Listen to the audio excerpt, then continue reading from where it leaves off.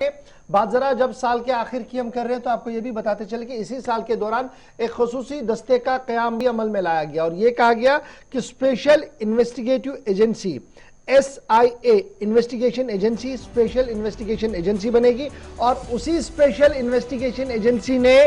साल के आखिर पर अपनी कार्रवाई भी की है। और साल के आखिर पर जो कार्रवाई की गई है वो MBBS सीटों यानी डॉक्टरेट की सीटों को बेचने का मामला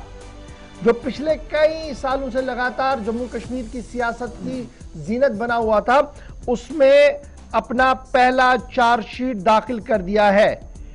SIA ने अपना पहला चार्जशीट 9 लोगों के खिलाफ दायर कर दिया है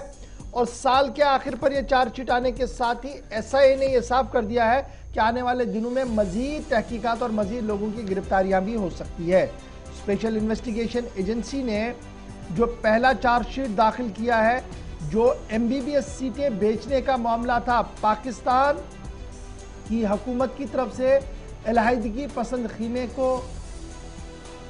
नॉमिनेशन पर सीटें दी जाती थी और यहां पर खबर यह है कि अलहदगी पसंद खीमा चाहे हुर्रियत गाफ था, सईद अली गिलानी वाला ग्रुप या मीरवाइज वाला ग्रुप, दोनों को ये सीटें मिलती थी और दोनों ने एक कसीर रकम के तहत इन सीटों को हमेशा बेचा है और वो पैसा लेकर जाती मसरूफियात और अलहदगी पसंदी को आगे बढ़ाने के लिए काम किया है। यानी जब भी किसी लड़के को वो चुनते थे तो उससे मोटी रकम लेते थे, उसको पाकिस्तान भेजते थे MBBS के लिए, BDS के लिए, और उस पैसे से जम्मू कश्मीर के अंदर अलहदगी पसंदी की सोच और इसको कैसे परवान चढ़ाया जाए इस पर काम किया जाता था। और एक चार्जशीट जो आज दाखिल किया गया है under section 173 CRPC FIR 5/2020 under section 1317 1840 ULPA act 420 IPC PSCIK के अंदर श्रीनगर के अंदर जो दाखिल हुआ था, स्पेशल कोर्ट और स्पेशल जज जो डेजिग्नेटेड कोर्ट अंडर NIA है उनके सामने ये पहली चार्जशीट दाखिल की गई है। अब किन लोगों के खिलाफ चार्जशीट आई है?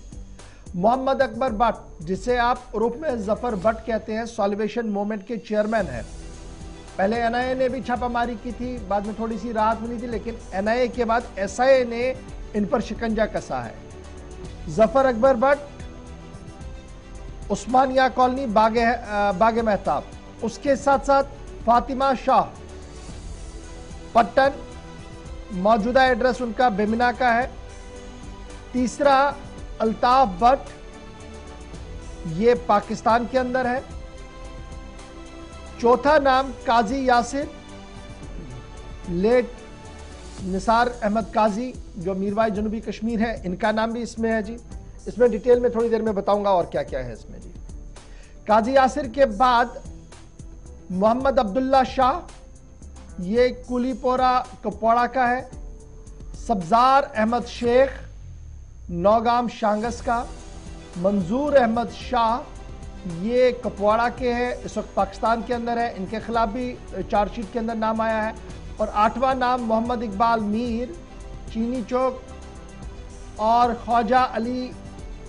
अनंतनाग, ये महाज आज़ादी फ्रंट के हैं जी, इनके खिलाफ फर्द जुर्म ये जो अपना चार्जशीट जो है वो दाखिल किया गया है। अब इस चार्जशीट के अंदर 2 बड़े अहम नाम है, एक तो जफर अकबर भट्ट जो सॉल्वेशन मूवमेंट के हैं, दूसरा नाम काजी यासिर, जिन्हें आप मीरवाइज साउथ कश्मीर भी के नाम से भी जानते हैं और जेल भी काफ़ी देर तक रह चुके हैं। इनके ऊपर यह इल्ज़ाम है कि जनाब काजी यासिर वलद लेट मीरवाइज साउथ कश्मीर काजी निसार अहमद जी पैसा लेता था और ये पैसा डिस्ट्रीब्यूट करता था, बांटता था मिलिटेंट आउटफिट्स के बीच में और OGWs के बीच में, ताकि जम्मू कश्मीर के अंदर इंतहा पसंदी और अलहदगी पसंदी बरकरार रखें। इन्वेस्टिगेशन के दौरान काजी यासिर की गिरफ्तारी की कोशिश की गई है, लेकिन वो नहीं मिले हैं और लगातार उनको ढूंढने की कोशिश जारी है। काजी यासिर, बिल्कुल, जो तफसीलात सामने आई हैं उसमें यह भी पता चला है कि इसमें जुबानी, दस्तावेजी और जो तकनीकी शवाहिद थे वो इकट्ठे किए गए और तज्जिए में यह भी बात सामने आई कि चाहे वो MBBS की डिग्रियां हों या जो दीगर पेशा वाराना डिग्रियां हों, इनसे मुतल्लिक जो सीट्स तकसीम की जाती थी और फिर फरोख्त होती थी, वो तरजीह बुनियादों पर उन नौजवानों को दी जा रही थी जो मिल्टन टू के बहुत करीबी थे, मारे गए मिल्टन टू के किसी खानदान से ताल्लुक रखते थे उनको। और दूसरी बड़ी बात जो एसआईए ने चार्जशीट में पॉइंट जिसका जिक्र किया है कि साल 2016 में कलअदम हिजबुल मुजाहिदीन मिल्टन तंजीम के पोस्टर बॉय बुरहान वानी की हलाकत के बाद जो बदअमनी थी वो भी शामिल थी। उसमें बहुत सारे लोगों पर इल्जाम थे जिनका नाम इस चार्जशीट में है। और साथ ही एसआईए ये कहती है कि रकम